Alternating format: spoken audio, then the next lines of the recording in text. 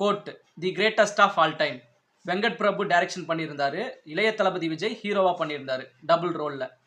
அப்போ தளபதி விஜய் சிவகார்த்திகேயன்ட்ட ஒரு துப்பாக்கியை கொடுத்து, சிவகார்த்திகேயன் இனி நீ பார்த்துக்க அப்படின்னு சொல்லியிருப்பார் மக்களை பார்த்து. அப்போ தளபதி ஃபேன்ஸும் சிவகார்த்திகேயன் ஃபேன்ஸும் வேற லெவலில் என்கரேஜ். ஏன்னா அடுத்த தளபதி வந்து சிவகார்த்திகேயன் தான் அப்படின்னு தளபதி விஜயே சொல்லிட்டாரே அப்படின்னு வேற லெவலில் செலிப்ரேட் பண்ண ஆரம்பிச்சிட்டாங்க. ஆனால் என்னைய கேட்டால் நம்ம தமிழ் சினிமாவில் எம்ஜிஆர், சிவாஜி, அதுக்கப்புறம் ரஜினி, கமல், இப்போ விஜய், அஜித், இதோட கம்பேரிசன் முடிய போகுதுன்னு நினைக்கிறேன். ஏன்னா இதுக்கப்புறம் வரவங்கலாம் எல்லாமே ஆக்டர்ஸ், ஹீரோக்களாக தான் வராங்களே தவிர இந்த காமெடி ரோலில் பண்ண மாட்டேன்றாங்க, வில்லன் ரோலில் பண்ண மாட்டேன்றாங்க. இப்போது தளபதி விஜய் வந்து முழு நேரமாக அரசியல் பண்ண போயிட்டார். அவர் கண்டிப்பாக மக்களுக்கு நல்லது பண்ண தான் போயிருக்காரு. ஆனால் அவர் அரசியல் வந்தது நிறைய பேருக்கு பிடிக்கல, அது வேற.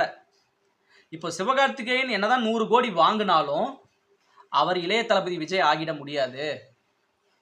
ஏன்னா சிவகார்த்திகேயனுக்கே அடுத்த தளபதி அப்படிங்கிற பட்டம் பிடிக்கல. நீங்க ஏன்டா இப்படி பேசிட்டு இருக்கீங்க அப்படின்னு ஷாம் அப்படிங்கிறவர் கேட்டிருக்காரு.